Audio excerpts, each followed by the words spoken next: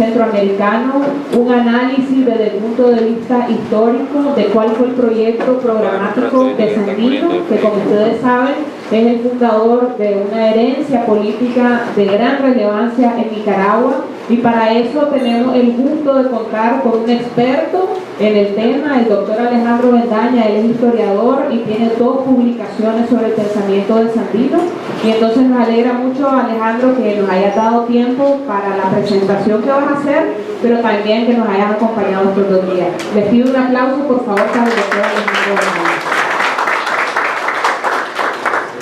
Gracias, Mónica, y felicitaciones a todo este grupo y a la Fundación, aparte de agradecerles la invitación y la oportunidad, por el aprendizaje que es tan intenso y a veces engorroso, a Julio, que hemos tenido estos 2 días, pero eso es lo que requerimos. El título de la presentación es el supremo sueño de Sandino, sugirió Mónica, porque Sandino tuvo un documento que se llamó el Supremo Plan para la Realización del Supremo Sueño de Bolívar, y cuando lo vio el comandante Chávez se quedó pasmado, porque ahí estaban muchos elementos que luego aparecieron en el ALBA. Se llama también una propuesta alternativa, y si tuviéramos que definir en una palabra cuál era la alternativa de esa misma, aquella palabra sería libertad. La negación de la ocupación, la negación de la opresión, la negación de lo vendepatrio, parte para él, como para cualquier persona, a partir de una afirmación de sí mismo, como una persona libre, luchando por una sociedad libre en un país libre. La libertad no es divisible. Y si se ofendía la dignidad de la nación, se ofendía toda persona, particularmente nicaragüense, pero no solo, que quisiera considerarse una persona libre. Por eso es que palabras como decoro, dignidad, honor, honestidad, autoridad moral son unas que recurren una y otra vez en su sentido, porque Nicaragua es Sandino y Sandino piensa que sin asumir la personificación, pero que se necesitan de tener, consentir el deber y derecho de defender. ¿Por qué es importante en este contexto? El contexto de que hoy debatimos, porque cuando pensamos de alternativas, cuando pensamos en futuros, pues de alguna manera hay que tener un pie en la historia, un pie en el pasado. Si no, ya estamos desubicados y no hemos ni arrancado. El gran patriota sudafricano Steve Biko decía que un pueblo sin una concepción de historia positiva es como un vehículo sin una máquina. Y cuando hablamos de proyectos de emancipación, es fundamental remontarnos todos nuestros países o nuestra región, aquellas figuras que de alguna manera presagian, plantearon, nos inspiran para construir ese futuro. Esa es la máquina que se echa a andar. A Sandino evidentemente lo asociamos con la lucha militar contra la ocupación de los marines en 1927 a 1933, y lo ubicamos también como una figura fundamental nicaragüense patriota. Pero esa es la visión predominante, más conocida, y si se quiere, pues a lo mejor la más, muchos pensaron en otros momentos de nuestra historia que esa era la dimensión a resaltar, sobre todo en la época guerrillera. Quienes se unieron a un frente sandinista sin saber mucho quién era Sandino, pero ahí había algo. Ese fue el genio de Carlos Fonseca, insertar la palabra sandinista en quienes decían, marxistas, no, Frente de Liberación Nacional. Eso de Sandino está muy complicado. Pues bien, lo más allá de lo nacional, comencemos con los centroamericanos. Ustedes saben que el 30% de las tropas de Sandino, entre el 27 y el 29 por lo menos, eran hondureñas. Su base focalizada de apoyo, de víveres, de conseguir armas, era todas esas zonas fronterizas. Lo que veía la Segovia, lugares como Tandí, jugaron un papel importantísimo, figuras hondureñas de ese tipo. En El Salvador, la figura de Farabundo Martí, que fue su brazo derecho, pero también el primer general José León Díaz, salvadoreño, audaz como ninguno, aunque le gustaba echarse sus traguitos después, y eso ya a Sandino no le gustaba. Guatemalteco, José María Girón Ruano, el militar más profesional formado en la Academia Europea, dentro de las filas de Sandino. Costa Rica, el sargento Marcial Salas, que murió combatiendo cuerpo a cuerpo con un gringo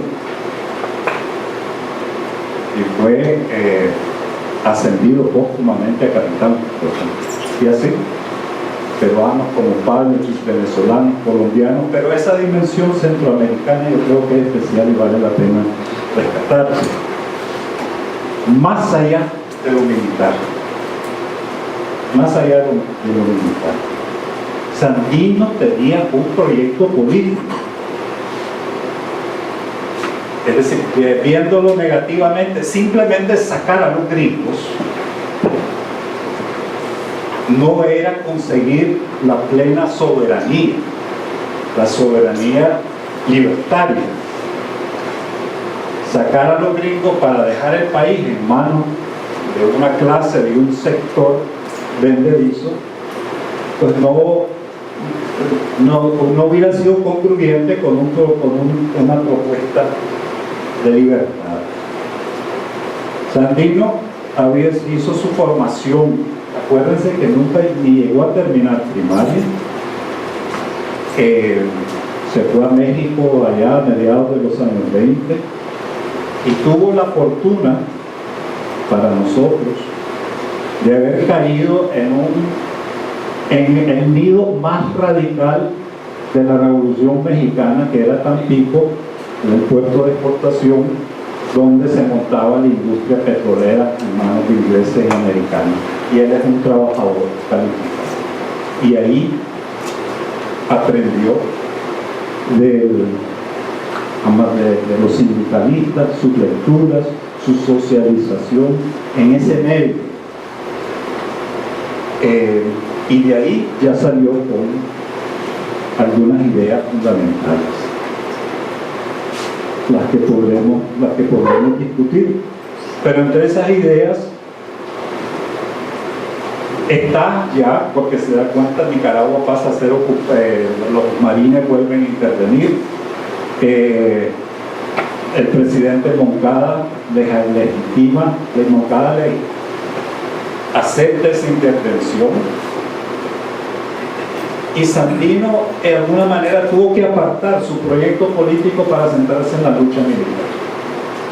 ¿A dónde aprendió a luchar y a emplear la guerrilla militar tan brillantemente como lo hizo No lo sabemos. Y a lo mejor fue producto de su puro genio o a partir del aprendizaje sobre el terreno. Pero aún, y hay dos etapas aquí, porque la paz se declara en 1933, en enero, pero inicios de febrero, y fue de 33, y Sandino muere el 21 de febrero en 1934. Y es en ese último año que ya hay una paz, entre comillas, y ya los marinos salieron. Sandino se impuso político-militarmente, las tropas quedaron fuera, y es entonces que se aboca a la materialización de su supremo sueño. ¿Cuál era? Vamos a dejar que él se lo describa, ¿no? 16 de julio de 1933. Sandino está radicado en Huimilí. ¿Tienes eso? Pongamos el mapa. Ahí, en el punto más a la izquierda. Ese mapa lo hicieron los marines para designar, ahí ese rosadito ahí es lo que ellos denominaron zona de influencia de Sandino, 1933. Bueno, Sandino escribe: estoy dedicado a la fundación de una sociedad, pensemos alternativa, de mutua ayuda y fraternidad universal. Quiero poner mi grano de arena en pro de la emancipación y bienestar social de la clase trabajadora, que, como usted bien sabe, ha sido siempre explotada y mal vista por la burocrática burguesía. Ese es el problema que muchos hombres de filosofía y de amor tratan de resolver. Quiero hacer de estas vírgenes y exuberantes regiones un lugar de vida y centro de civilización para toda familia que, azotada por la miseria o desheredada, corre algún riesgo en el seno de las ciudades públicas. Hay algo de ecosocialismo ahí. Ahora, no es el ecologismo de él, porque luego dice: lo que quiero es ir a trabajar duro en la montaña, servir a miles y miles de campesinos que han apoyado nuestra lucha. Esa casa me dará, y le dio una extensa zona en el norte, que es la parte central de esa área. Ahí está la gran riqueza de Nicaragua. La zona del Pacífico es un cascajo comparado con aquello. Y así lo va describiendo. Para ingresar, es decir, él le va a llamar proyecto de cooperativa de Huimilí. Y en algún momento dice, aún durante la guerra, que cuál era su visión de Nicaragua tras sacar a los vecinos, a los marines, era sembrar cooperativas por todo el país, sobre el principio de propiedad asociada, pero no simplemente quedarse en el productivismo, porque lo que tiene en mente es ni más ni menos la creación de una nueva sociedad a partir de nuevos hombres y nuevas mujeres. Había 3 categorías de gente, sin embargo, que no estaban invitadas a formar parte de ese proyecto. El primero era lo que él llamaba nada, eso sí, nada de borrachines ni de vagos. Tenía las experiencias de los hermanos. Segundo, no permitiremos a esos politicastros sinvergüenza y corruptos. Vamos a eliminar el Partido Liberal y Conservador. No quiero nada con los politicastros, no confío en ellos. Atisbos de su anarcosindicalismo, porque nunca confió ni en el Estado como figura ni en los partidos, que lo veía asociado con el proyecto interventor norteamericano. Y tercero, y esto es bien interesante a propósito de lo que nos decía Alejandra, que le chocaba con y le choca saludablemente, porque el día que nos deje chocar a los nicaragüenses, nos jodemos y nos estamos refiriendo a la cuestión de los curas. 24 de febrero de 1933, en una declaración de prensa le dice que ahí no iban a ver, que iba a eliminar la propaganda religiosa de los sacerdotes moravos, porque esta área del oriente fue colonizada por los ingleses, y los moravos tenían la principal influencia cristiana. Hasta la fecha puede ser eso. Y asumir directamente, dice, la instrucción de los indígenas. Entonces, parte de su cometido es un profundo laicismo y rechazo a la figura del clero, a la simbología cristiana católica, pero también protestante y morado, porque pensaba, como pensaron tanto de liberales, ya no digamos socialistas de la época y de todo el siglo pasado, que la labor del cura, sobre todo el cura misionera, era predicar mansedumbre, enajenar a las personas y apagar el instinto natural de resistencia para someterse a un proyecto en que el cura estaba vinculado al Estado y a los militares. Una especie de romper la hegemonía ideológica para asumir otros criterios. Esto ya lo venía trabajando, porque nosotros tenemos la concepción de Sandino, aún en sus años militares, pues la de un ejército, el ejército defensor de la soberanía nacional de Nicaragua. Antes era el ejército defensor de la autonomía. Pero recientes estudios de diversos investigadores, y a medida que vamos conociendo más esa resistencia en esa zona, asumió las características políticas y hasta cívicas. Sobre Sandino nombró jefes políticos, jueces de menta. Había todo un engranaje civil que era influenciado y que evidentemente aportaba las labores logísticas y sobre todo de inteligencia. Dentro del ejército no era un ejército cualquiera. Claro que tenía su cadena de mando, pero Sandino era de los que se sentaba ahí con cualquier soldado y le daba más información al soldado que a los oficiales, y los oficiales salían arrechos. Pero era el trato que tenía con ellos, y por eso lo adoraron. Y le fueron, porque no era él, y más bien sancionó a oficiales que consideró que trataban mal o no le hacían caso a la tropa, lo cual arrechaba a algunos de sus generales. Pero dentro de ese ejército, por ejemplo, había un departamento de educación.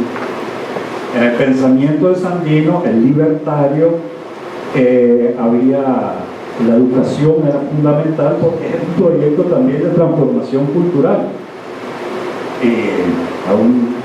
A un soldado, por ejemplo, que lo vio persignándose, le dice: no tenés que caer en esos rituales, tu relación directa puede ser con Dios. Sandino es masón y es espiritista, parte también de lo que vino a coger en México, parte también porque no es ateo, pero cree en una fuerza espiritual que nos mueve a todos. Y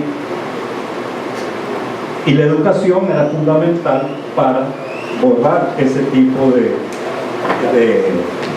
dependencia. Tenía un departamento de agricultura donde eran todos los civiles y donde estaban quienes contribuían a la manutención, el departamento docente le llamaban. El proyecto, la característica fundamental de esa alternativa era la ausencia la erradicación de la propiedad privada, que Sandino consideró, fiel a lo que había aprendido en México, la fuente de todos los males y la base primordial de la explotación capitalista. Cuando él regresa de México y la primera vez que se entrevista con el general Moncada, Sandino viene a participar en la lucha de los liberales, pero a Moncada le entrega un legado que no lo conocemos, de papeles, y esto es lo que yo pienso. Y ahí parece que había ideas sobre reforma social, reforma laboral, sobre todo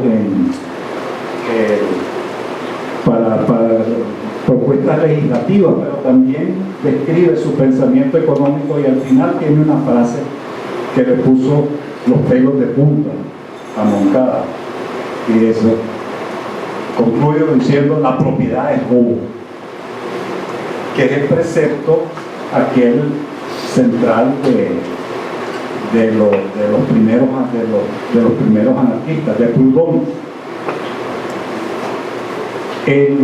No es que Sandino haya leído a Proudhon, pero leyó a quienes lo leyeron, que fueron sus instructores.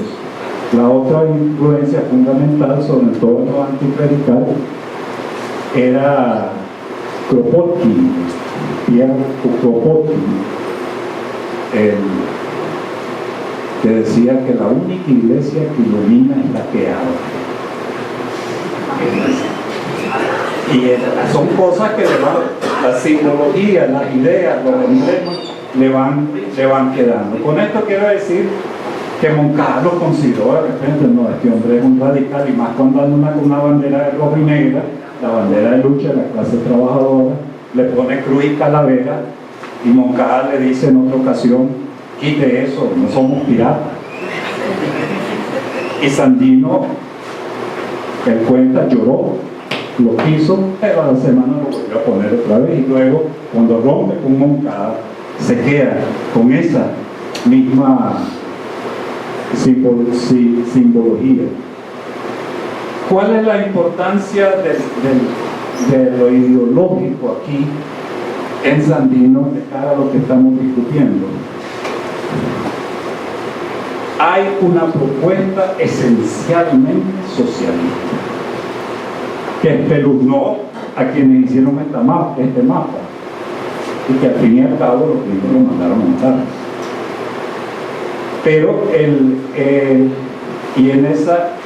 espeluznó también, y esto tenemos, o hasta hoy lo estamos comenzando a comprender objetivamente, a lo que eran los partidos comunistas, la Internacional Comunista, en su época más radical y más desafortunada, mandó a poner manuales y le quiso arrebatar la dirección política del ejército sandinista a Sandino para impulsar la revolución proletaria campesina, la toma del gobierno.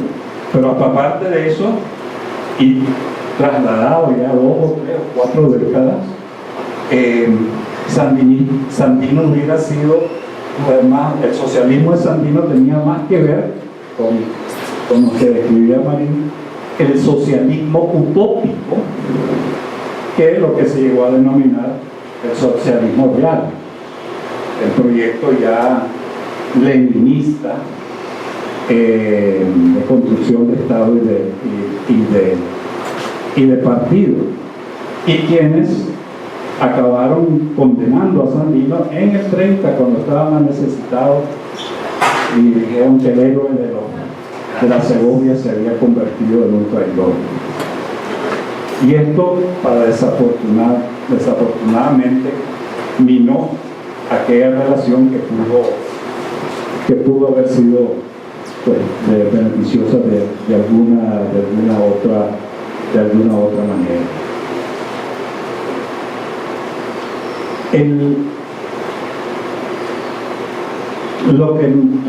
A la luz de lo que le pasó al socialismo real, uno tiene que volver a ver a Sandino. Y esto ya no lo pudieron hacer, o no lo quisieron, o no. y a los fundadores del Frente Sandinista. Podríamos decir que la aplicación del sandinismo, de las ideas de Sandino a la década de los 60, inicios de los 70, era ubicarlo en el esquema bipolar, vincular marxismo-leninismo con sandinismo. Pero cabe, no es para criticar aquello, sino para preguntarnos ahora, bueno, y ahora que estamos repensando las cosas, y esto ya es el nuevo debate del siglo XXI, mucha gente está regresando a aquel socialismo utópico que Sandino y muchos le llamaron el socialismo libertario, que desde los inicios de los años 20 comenzó a formular críticas a lo que sería a Lenin. Entre ellos esta señora. Interesante porque todavía no lo podemos comprobar, pero es posible que el Sandino se haya percatado a través de la educación sindicalista que comenzó en 1921 tras la rebelión de Kronstadt, 4 años después de la revolución bolchevique, en la que habían participado elementos anarquistas. El partido se vuelca contra ellos y hay una represión. Sandino leía ciertos periódicos en que salía este tipo de noticias, pero sería demasiado aventurado decir que ya desde entonces tenía preocupaciones con respecto al autoritarismo. Pero sí conocía de Kropotkin, sí conocía de las críticas, habló mucho con comunistas, porque para Hugo Martí era una persona formada estrictamente en aquella doctrina y escuela, y ciertamente que lo influenció. Pero pudo haber conocido casi de esas críticas de Kropotkin. Interesantemente, si lo pueden buscar en YouTube, Chávez agarró la famosa carta de Kropotkin a Lenin cuando se vieron en 1921, creo, marzo, y la lee en Asamblea Pública de Cuadros, y ahí estaban las críticas del modelo que se estaba creando en la Unión Soviética. Búsquenlo ahí en YouTube, interesante, ponen Chávez Kropotkin y ahí les va a salir, y se los pone como una lección a lo que estaba hablando con los militantes del partido. Entonces, ¿qué? Características de la cooperativa: la propiedad asociativa. La propiedad seguía siendo robo. Sandino dijo una y otra vez: yo nunca tendré propiedades. A ver cuánta gente podría repetir eso ahora. Y no cargaba más de 10 pesos no pedía más que un palmo de tierra para ser enterrado. Horizontalidad, autogestionada. Más bien el proyecto es más comuna, pero él estaba consciente de la opinión pública, y eso de comuna podía ser comunista, aunque él se describió como comunista racionalista, pero le pone cooperativa del Río Coco, y la idea era abrir, amaba toda esa zona, abrir una ruta de tráfico, todavía está pendiente, a lo largo del Río Coco, que pueda desembocar en el cabo, gracias a Dios, para explotar, eso sí, un proyecto también comercial, oro, bananos, tabaco, pero donde se socializarían las ganancias. En un momento bromeó que iba a mandar a cerrar el proyecto, iba a mandar a cerrar el puerto de Corinto en el Pacífico para que el comercio se tuviera que ir por aquella zona, que hasta la fecha es la zona más desolada de Nicaragua. Oigamos cómo lo Esto lo escribe, miren, en 1932, todavía está la guerra y él está ya pensando en el proyecto. Y fue problemático porque estaba tan abocado del proyecto que cometió el error de aceptar algunas cosas en el acuerdo de paz que no fueron lo mejor alrededor sobre todo del desmantelamiento, desmovilización de ese ejército. Entonces, pero en 32, un año antes de finalizar la guerra, escribe, por ejemplo, a 2 comandantes en Bocay, que hay hacia el norte, y le felicita por la buena marcha de los trabajos de la comunidad, y pone eso en mayúscula. Por medio de la presente, faculto al comandante Carvajal para que manifieste a todos los vecinos que al triunfo de nuestra causa viviré en estas montañas, procurando que todo el río Coco y sus afluentes, desde Locotal hasta Cabo Gracias a Dios, sea una verdadera calle real por una y otra. Procuraré que se establezca en Bocay, que sigue estando olvidado, o donde convenga un banco comunal con dinero propio de los productos de estos bosques, para ensanchar la agricultura y la navegación. Tenía contemplado una emperacita de los humos de Pifante que navegarían todo ese trayecto del río.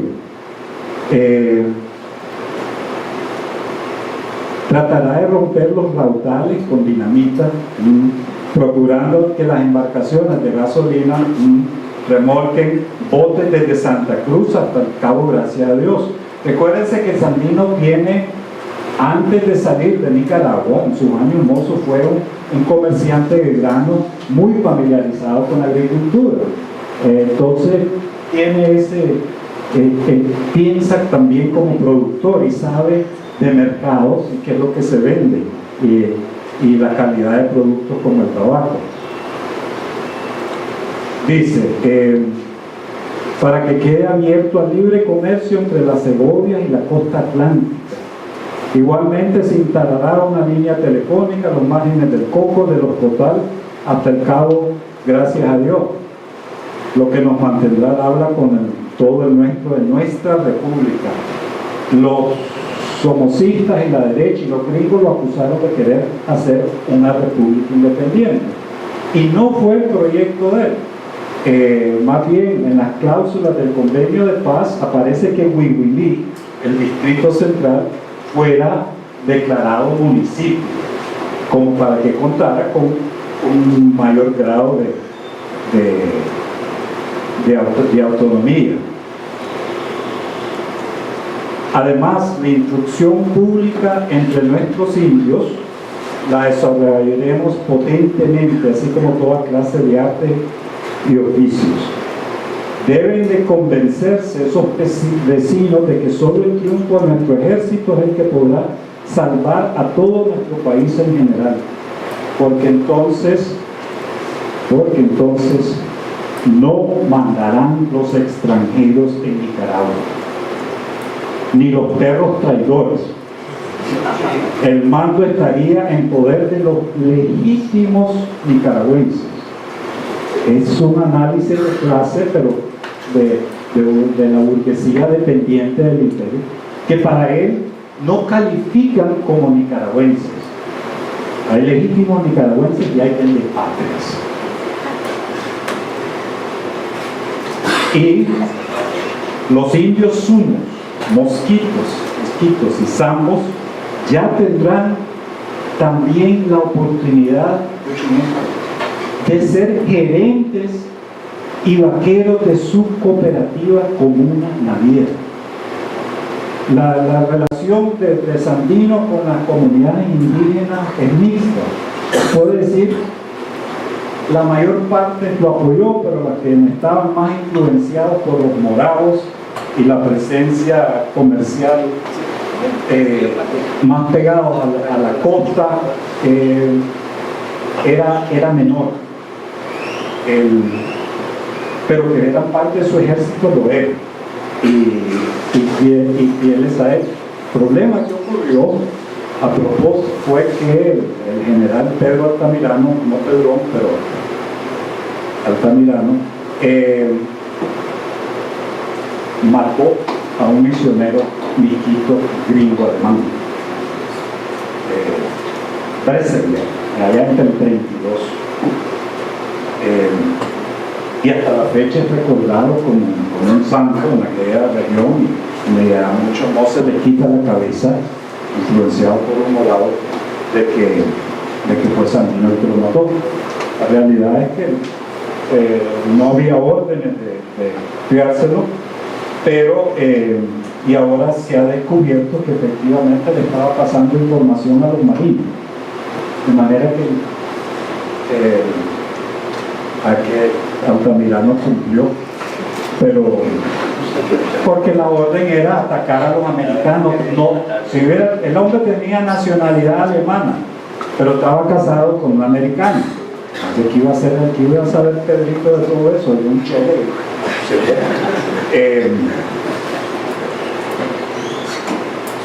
Entonces todo ese proyecto económico dependía de esas comunicaciones. ¿Cuáles eran las debilidades de esta alternativa? Y acuérdense que estamos hablando de 32-33. Hay una crisis capitalista global.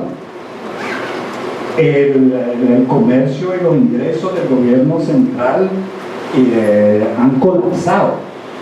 De manera que esto no es fantasía, ni es utopía. Si es que el otro lugar estuvo en la imaginación de Sandino, y la imaginación es la base de la realidad. Y para colmo, allá a mediados en Semana Santa de 1932,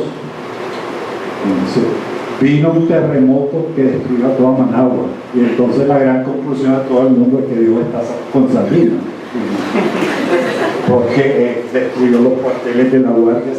Y en esos momentos Sandino tenía tropas desde el Sauce, llegó al borde norte del lago de Managua, columnas cerca de Bluefields que le pegaron carrera a los gringos, y destacamentos cerca de Puerto Cabezas.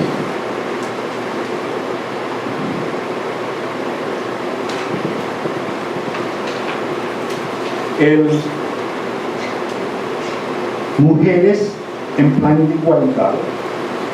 Esto era parte del precepto también anarcosindicalista, quienes fueron los primeros en denunciar, en función de clase, no tanto de género, la desigualdad de la mujer.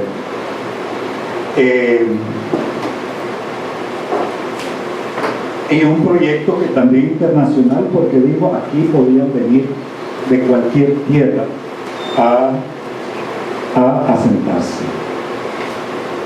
Pues bien, para ir concluyendo, ¿cuáles eran las dificultades? Primero es que atrancar todo eso se requería capital. En el convenio de paz, y el Sacasa, que era el presidente de entonces, el Sandino cometió el error de confiar en él y confiar que se cumpliría el cometido de paz. En su dimensión financiera se creó un fondo de paz que eran como unos $120,000 que nunca lo desembolsaron, pero se requería ese capital para comenzar a arrancar. Tenés ahí las fotos de la otra. Hay una foto todavía una que no, buscarla del otro, en el otro correo que tendría, así después la tenía. Son las de la cooperativa destruida.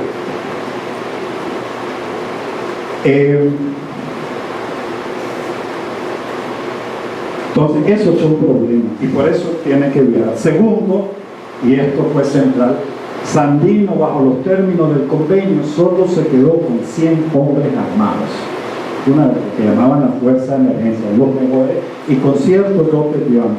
A los otros los desmovilizó e ingresaron también como civiles, y algunos se regresaron a sus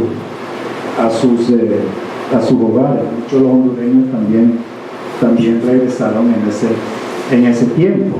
No era la primera vez, porque poco se conoce que en el 29 también desmovilizó una buena parte del ejército cuando él se va para México, e increíblemente cuando regresa, 11 meses después, en materia de 60 días, todos estaban recongregados, y reorganiza y lanza la campaña. De manera que los marines, y sobre todo Somoza, la Guardia, estaban conscientes de que, aun cuando solo se quedó con 100 hombres armados, Sandino simplemente daba la voz y aquella gente regresaba. Y como Manuel Arundo también tenía armas enterradas. Pero ese fue un flanco débil, porque la Guardia, ya bajo control de Somoza, pero influenciada por los americanos,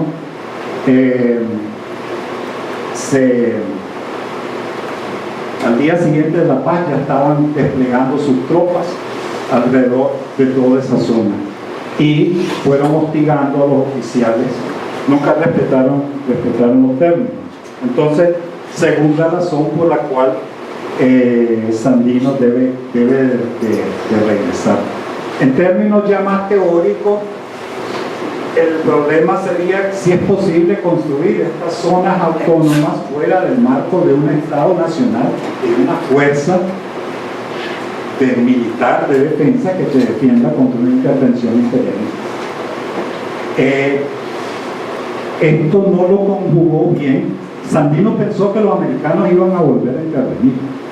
Entonces hace una alianza con el presidente, creyendo también que con esa alianza podía contener a la Guardia Nacional de Somoza, que era la Guardia Gringa, y a los mismos gringos. Fue otro mal cálculo. Pero había entonces esa dependencia sobre el Estado central. Había también una dependencia, como le llamaríamos, negociador intelectual.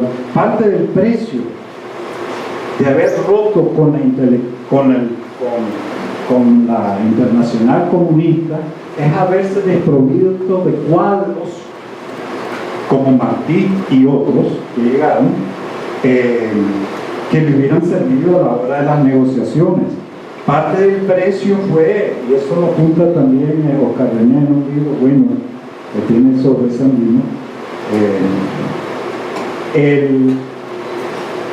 no pudo hacer una alianza con lo que iba a ser el Partido Socialista, era entonces el Partido de Trabajadores Nicaragüenses, porque esos estaban con la línea de la Internacional Comunista, en la cual Sandino era un pequeño burgués aventurero, y ahí se rompió esa posibilidad. Hubo más apoyo entre un bloque estudiantil, pero fue muy difícil que cuajara, de manera que para su representación Sandino queda en manos de los politicastros, unos que le representaron, más nacionalistas pero liberales y burgueses en última instancia, y quienes no lo pudieron y tal vez no lo quisieron defender a ultranza y para nada compartían este proyecto, más bien lo veían problemático y le decían: deshágase del ejército, del transporte civil.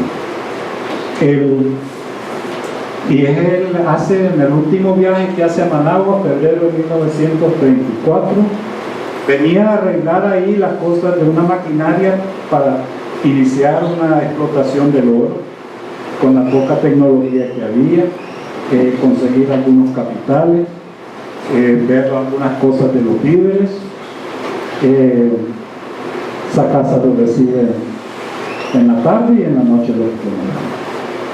En menos de 24 horas la Guardia le cayó encima al proyecto esa es parte de la estructura de la cooperativa en Huihuilí. Por ahí está el antes y después.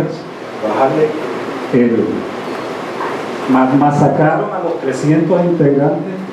Estas son fotos de los marines. Sandinos, de la residencia Sandino en Huihuilí. Y por ahí abajo está. Esto fue después de la destrucción, ya lo que iba quedando. Y hay una más ahí abajo que es la más misteriosa. Esos dos señores no tienen pinta de mismas.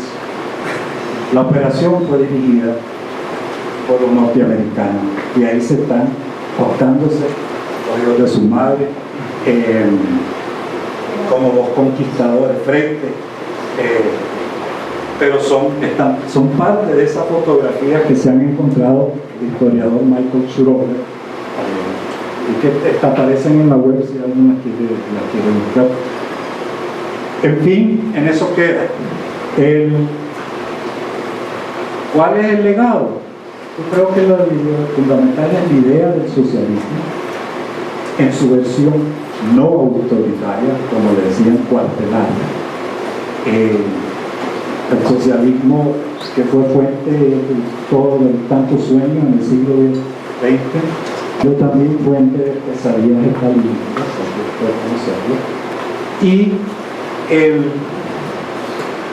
y esa dimensión, cuando aquí se habla de socialismo, nada tiene que ver, nada. Es decir, concepción socializada de la propiedad, que sería el aspecto fundamental. La semana pasada la nueva ley tributaria le encaja más, ¿verdad?, a las cooperativas, las pocas que van quedando, porque René hablaba de la reconcentración agraria, ese legado tan vital. Algo tan importante, la Asociación de Trabajadores del Campo, que jugó un papel importante en la guerra y después en los primeros años de la revolución, la departaron. Simplemente no tener referencia a ella hoy, y el movimiento comunal, que son las ligas que podrían hacer con Sandino, también sufre fuertes embates porque en algunos de sus componentes no está controlado totalmente por el orteguismo. Pero bien, el proyecto de emancipación social queda pendiente. Cabe aquí recordar lo que Alejandra decía, la discusión a veces estadocéntrica que tenemos. No fue la discusión de Sandino, fue la discusión de construir desde la base.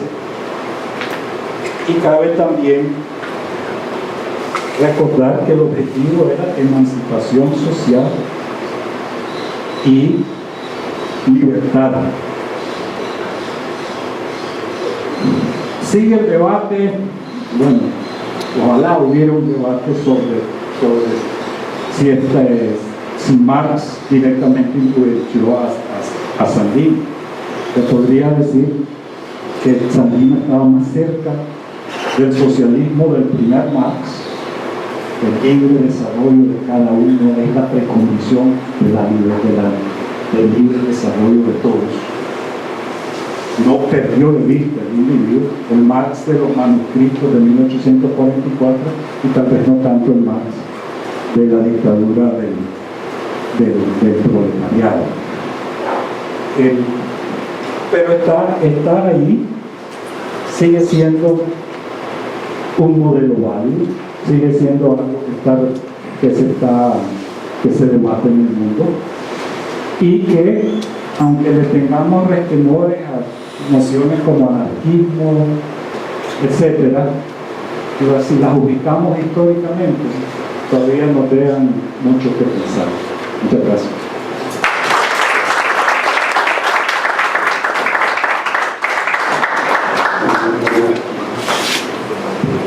Muchas gracias.